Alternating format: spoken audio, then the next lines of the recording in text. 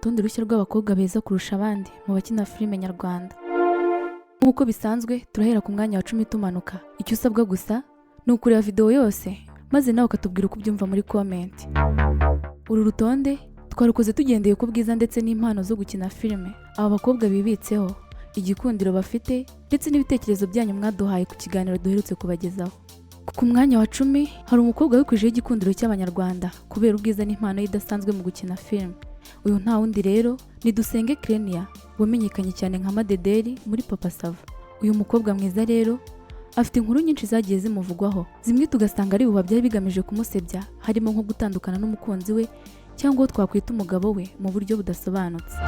Ariko ibi ntibyamuhungabanyije cyangwa ngo bihungabanye igikundiro afite mu banyarwanda. Uretse muri Papa Sava, uyu mukobwa yagaragaye no mu Ndoto, Kariza wa Kalisa n'izindi filime zica kuri Zacu TV no ku masheni atandukanye ya YouTube.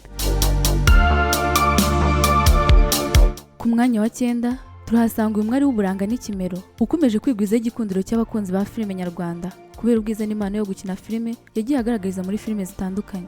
Uyu yitwa Gatesi Kayonga Divine. Niyo waba udakunda filime nyarwanda byakugora kwanga filime uyu mukobwa yakinnyemo. Niba ujya ureba cyangwa byibuze warebye agace gatoya kuri filime ya Kariza wa Kalisa ya Zacu TV, ibi mvuga wahise ubyumva cyane.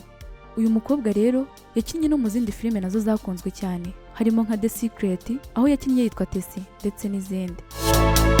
Tugeze ku mwanya wa 8. Aha turahasanga umukobwa mwiza w'ikimero ndetse n'impano zitandukanye. Uyu rero yitwa Salanda Olive.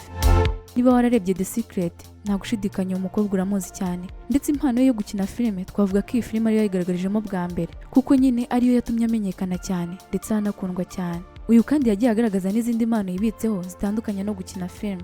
Aha twavuga nk'igisigo yakoranye na Rumaga bise Igisabisho, nicyo cyazamuye amarangamutima ya benshi kuri uyu mukobwa, ndetse bikaba biri mu byatumye izina rye ritazapfa gusibangana ku mitima y'abanyarwanda bamukunda byahebuje. Uyu kandi uzamusanga muri filime zitandukanye harimo nka Behind the Series, Indoto ndetse n'izindi.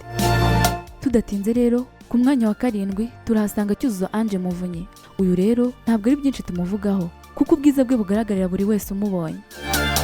Yakinnye muri filime zitandukanye harimo nko mu Ndoto, Irya Mukuru n'izindi nyinshi. Uyu rero ni umwe mu bakobwa beza dusanga mu ruganda rwa filime nyarwanda, ndetse rwose impano yo gukina filime nayo ntitwayishidikanyaho. Ku mwanya wa 6 hari Igihozo Nshuti Mireille. Uyu we rwose ukibona amafoto ye uhita ubona ubwiza bwe rwose niyo yaba abyutse, kuko niyo atisize ibirungo ubwiza bwe ndetse n'imiterere ye karemano byakugora kwijijisha ngo wigire nkaho utabibonye.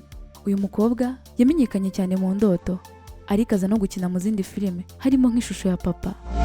Ubwiza bw'uyu mukobwa ndetse n'impano idasanzwe mu gukina filime nibyo byatumye tumushyira ku mwanya wa 6 kuri uru rutonde. Mbere yuko twinjira muri top 5 ndagusaba amasegonda make cyane yo gutera inkunga iyi channel ndetse n'ibyegeranyo byiza tubagezaho. Icyo nkusaba gusa ni ugukanda like kuri iyi video ndetse no gukanda handitse subscribe niba utarabikora. Twakomeje no ku mwanya wa 5. Aha turahasanga uyu mwari w'ikimero yamenyekanye cyane muri filime yitwa Indoto Series aho yakinnye yitwa Betty. Uyu rero amazina ye yiswe n'ababyeyi yitwa Mutako Sonia. Izindi filime yakinnyemo twavuga nka Papa Sava, Kariza wa Kalisa ndetse n'izindi. Izi filime rero nizo yagaragarijemo impano yo gukina filime, ndetse bimuzamurira igikundiro mu bakunzi ba filime nyarwanda, nubwo rwose ngo yakuze yifuza gukora mu ndege. Uyu mwari w'inseko idasanzwe yasajije benshi mu bamureba, byari kuba ari ikosa iyo tutamushyira kuri uru rutonde. Twihuse cyane rero ku mwanya wa 4 turahasanga Iradukunda Nadine Nana. Uyu mukobwa mwiza ufite impano idasanzwe benshi bahuza n'uburyo akanuramo ndetse n'imiterere ye, bakemeza ko rwose ubwiza bwe ari karemano, ndetse ko ashobora kuba ari mu bakobwa b'abanyabwenge bari mu bakina filime nyarwanda. Uyu mukobwa yatangiye kugaragara cyane ubwo yakinaga muri seri ikunzwe cyane, ariko akaba yarakinnye no mu zindi filime nyinshi harimo nka Maya, Behind, Stimedi n'izindi. Afite impano idasanzwe ndetse rwose igikundira abanyarwanda bamuhaye aragikwiye rwose. Uyu mukobwa rero akaba ari ku mwanya wa 4 mu bakobwa 10 beza ndetse bakunzwe kurusha abandi mu bakinnyi ba filime nyarwanda. Ku mwanya wa 3 hari Nyambo Jessica. Ubu bamwe bemeza ko ari we wa mbere mu bakobwa beza mu bakina filime nyarwanda, ariko nyine kuko twe duca imanza zitabera twahisemo kumushyira kuri uyu mwanya kuko nyine abari imbere ye baramurenze rwose.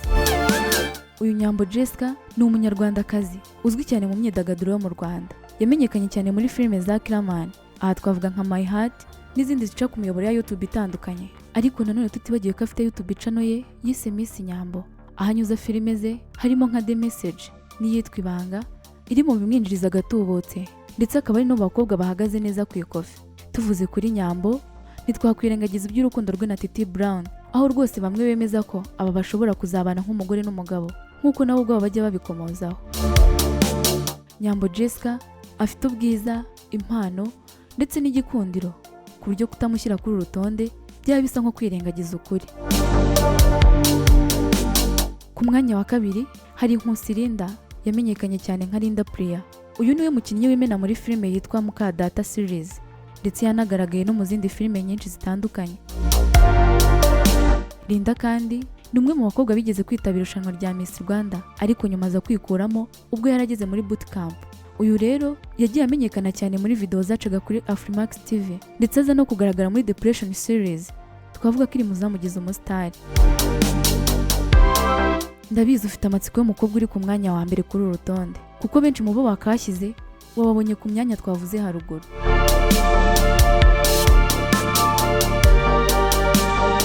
Uyu mukobwa uri ku mwanya wa mbere rero ni icyamamare, yasajije abantu benshi ku mbuga nkoranyambaga, ndetse rwose byakugora kwanga filime yagaragayemo kuko nta kabuza iba ari nziza rwose.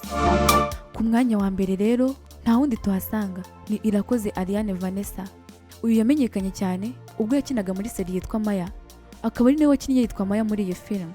Usibye iyi filime kandi uyu mukobwa yakinnye no mu zindi filime zitandukanye nazo zakunzwe cyane, harimo nka The Secret aho yakinnye yitwa Albin, ndetse no muri Stimade aho yakinnye yitwa Sheila.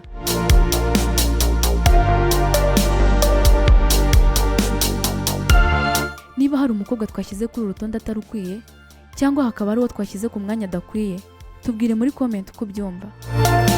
None se haba hari uwo twibagiwe? Reka tuganire. Wibuke kureba n'izindi video nziza. Imana ibarinde.